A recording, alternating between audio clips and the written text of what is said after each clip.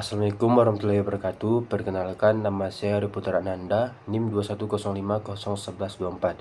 Baiklah, di sini saya akan menjelaskan apa itu media televisi. Televisi pada hakikatnya merupakan suatu sistem komunikasi yang menggunakan suatu rangkaian gambar elektronik yang dipancarkan secara cepat, berurutan, dan diiringi unsur audio.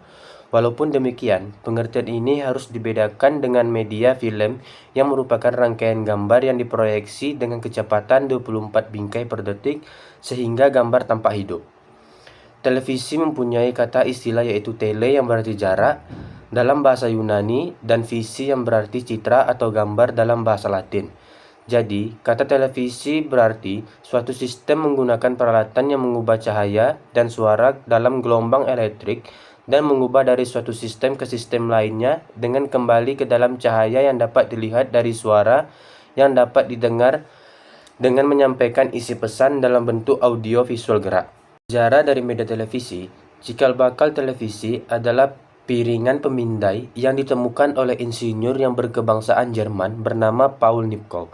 Peralatan Nipkow dipakai dari 1923 sampai 1925 dalam sebuah sistem televisi percobaan.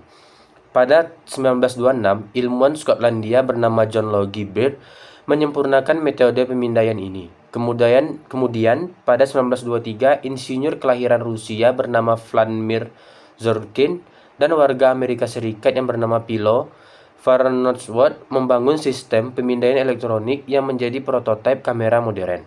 Fungsi media televisi sebagai media massa.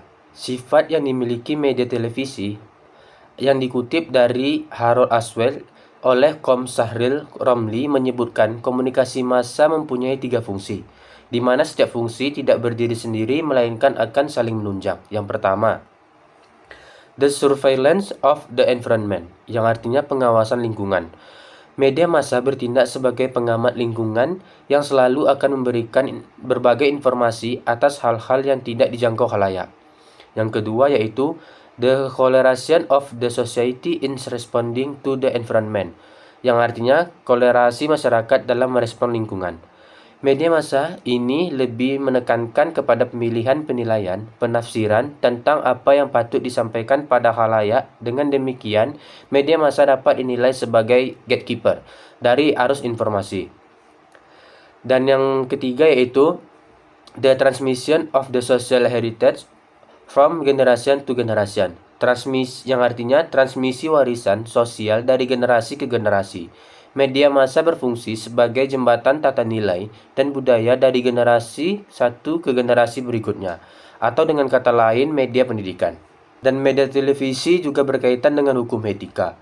Media televisi harus beroperasi dengan mematuhi prinsip-prinsip etika yang mengutamakan kebenaran, keadilan, dan kepentingan publik. Beberapa aspek yang menghubungkan media televisi dengan hukum etika yang meliputi 1. Kebenaran dan akurasi. Dalam etika, media televisi diharapkan menyampaikan informasi yang akurat dan benar, tanpa memanipulasi atau distorsi fakta. Dan dari hukumnya, banyak negara terdapat aturan yang mengatur kewajiban penyiaran untuk memastikan kebenaran informasi yang disampaikan. Hal ini bisa terkait dengan hukum perlindungan konsumen atau regulasi media yang melarang penyebaran berita palsu yang biasa disebut dengan hoax. Dan yang kedua yaitu privasi dan perlindungan individu.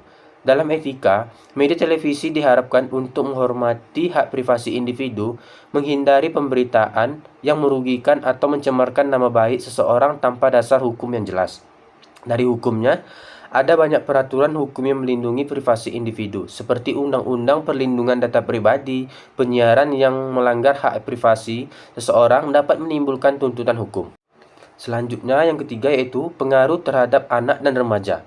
Dalam etika, media televisi menyadari dampaknya terhadap audiens muda dan menghindari penyiaran konten yang dapat merugikan perkembangan psikologis dan sosial mereka. Dan dalam hukumnya yaitu banyak negara yang memiliki undang-undang yang membatasi tayangan tertentu untuk melindungi anak-anak dari konten yang tidak sesuai dengan usia mereka. Yang keempat yaitu pertanggungjawaban dan akuntabilitas.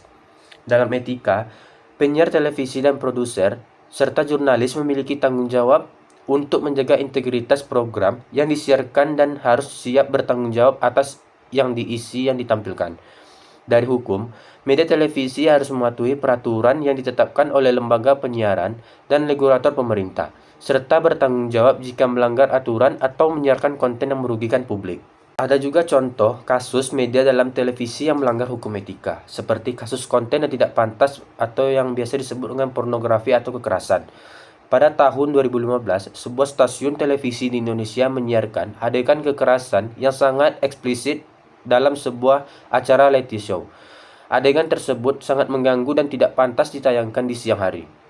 Pelanggaran etika menyiarkan konten kekerasan yang ekstrim tanpa mempertimbangkan dampaknya terhadap penonton, khususnya anak-anak dan remaja, melanggar etika jurnalistik dan kode etik penyiaran.